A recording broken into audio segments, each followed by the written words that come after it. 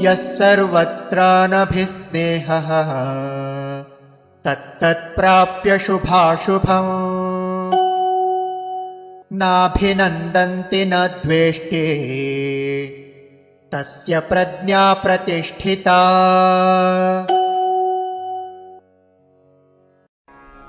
यः सर्वत्र अनभिस्नेहः तत् तत् प्राप्य शुभ अशुभं न अभिनन्दति न द्वेष्टि तस्य प्रज्ञा प्रतिष्ठिता।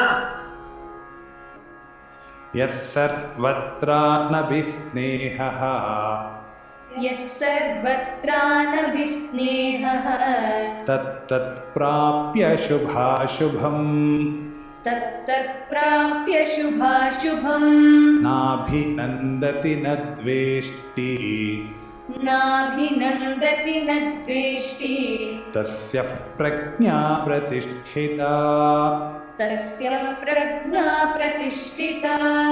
यः सर्वत्रानभिस्नेहस्तत्तत्प्राप्य शुभाशुभम् यः सर्वत्रानभिस्नेहस्तत्तत्प्राप्य शुभाशुभम् नाभिनन्दति न द्वेष्टि तस्य प्रज्ञा प्रतिष्ठिता। नाभिनन्दति न द्वेष्टि तस्य प्रज्ञा प्रतिष्ठिता।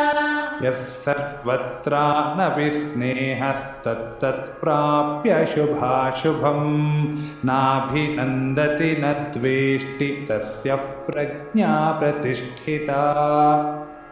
यः सर्वत्रानभिस्नेहस्तत्तत्प्राप्य शुभाशुभम् नाभिनन्दति न द्वेष्टि तस्य प्रज्ञा प्रतिष्ठिता।